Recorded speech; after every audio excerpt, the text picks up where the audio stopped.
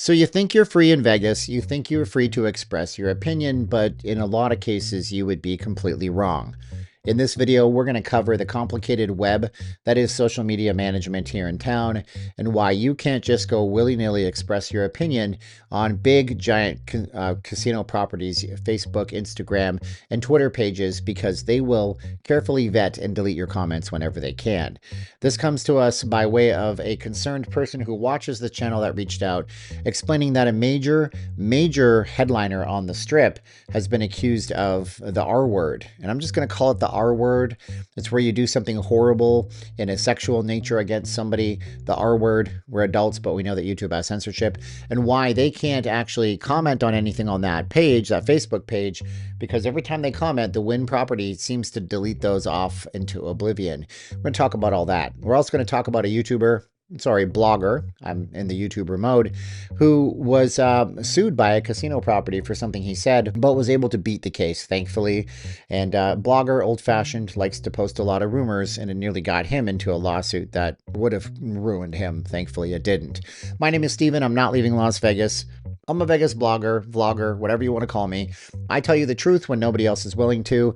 We do the best live streams in the world. Oh my gosh. Friday nights are always the Strip or downtown, but Sundays we take you places nobody will ever go. If you missed it last week, we went and showed you the Skid Row of Vegas, the homeless plaza, and show you how those poor folks have to live when they're only a mile away from billions of dollars of real estate. So join us, subscribe to us, let's get on with it. And I will post that link in the show more info box. But above that link, I'm going to talk about Trinity on 3Ts for a moment. This is our channel sponsor. It's a really nice couple based out of California. They came to me asking me for help in promoting them.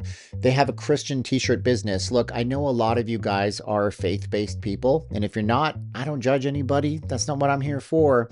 But if you want an alternative to stodgy old Christian messages on shirts and you want to get something that fits you really, really well and is really nice and supports the community, go check out TrinityOn3Ts.com. They are in the show more info box as well as the pinned comment.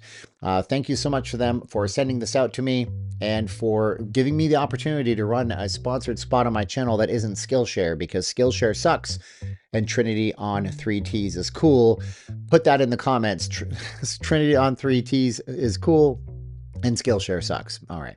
So yeah, somebody came to me, and I'll protect their identity here because they were using their Facebook profile, and said that they were frustrated because every time that they would post something up on the Wynn's social media about a case that they are very concerned over, which involved the world-famous magician David Blaine, who has been accused 3 separate times of the R word, that would be scrubbed off into oblivion. Their big frustration was that Steve Wynn had to step away from his company for these kinds of allegations, and David Blaine is getting paid millions of dollars per show. How much is he getting paid? I don't know, Steven, how much is he getting paid? I've heard reports of entertainers getting $1.5 million per performance out here. We know Adele, I think, got paid even more than that.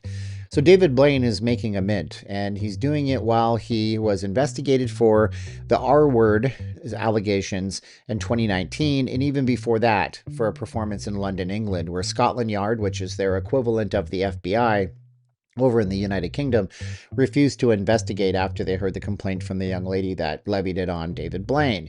Now, this video is not here to cast a big scandal on David Blaine. We're going to do that video soon because I didn't even know this existed. So subscribe if you want to hear a celebrity scandal in Vegas story. We do those kinds of stories here on the channel. You like them. Apparently, they get a lot of views, and I'm so happy you like them. But yeah, this video is about how the censorship world really works. So if you don't know, it's not just one person controlling the social media of your favorite casino property. It's always going to be a team of people. And we have the same thing at the office that I work at. We have social media pages at My Vegas Magazine, and people can post whatever they want. But if we see something that we don't like, we're going to remove the post. And we have some real crazy posts. Every time we do an event, somebody claims that they have tickets they need to sell. That's a scammer trying to get somebody to contact them outside of our sales page. and sell them nothingness and get some money off of them. We delete those. We have people that attack our clients that we delete those. But some companies like the Win or the Bellagio or other corporations, they have a whole team that vets every comment that goes up and moderates things because they don't want to have bad publicity on their main page, which they most likely pay a bunch of money to maintain and pay for big advertising on Facebook. There's some more reasons, though, that these things will be censored. If you're a Facebook page, you're actually just as responsible for the content in your group or your page that you are for if somebody else posts it, than if one of your own staff posts it. We have a Facebook group called Not Leaving Las Vegas. It's nearly 10,000 people in that group, and you should go check it out. It's a really great community. But I will be punished, even though I didn't post the content, if somebody posts something up that talks about R-word allegations against David Blaine. They'll always come out of the woodwork with some kind of censorship reason to do it, and I don't want to have to deal with it, so we moderate everything. So these social media accounts don't want to be responsible for what somebody posts up, whether or not it's true. But there's also the money aspect of it, correct? Right? And you think about it here, David Blaine has signed a somewhat long-term commitment with the hotel he's doing a show at. The last thing that the performer wants to do is have money, like ticket revenue, lost because somebody's posting allegations against that person, whether or not they're true. And in America, you got to remember, everything is alleged until it is proven in a court of law. That's what my father taught me with the OJ case. I was in Canada at the time, and he said, that's the great thing about America. Until the courts find you guilty, everybody has to say you allegedly did the thing. But they don't want to have to deal with all that, losing money, losing ticket revenue. The casino is a business and it's run like a business, and the entertainer is a business and they run themselves like a business. So you're really not going to see that kind of stuff popping up. In terms of other censorship around town, there's a ton of it. I mean, you know, Vital Vegas, who's a prolific Vegas blogger, I wish he didn't block me on his Twitter account, but he did that because I disagreed with him by accident one day.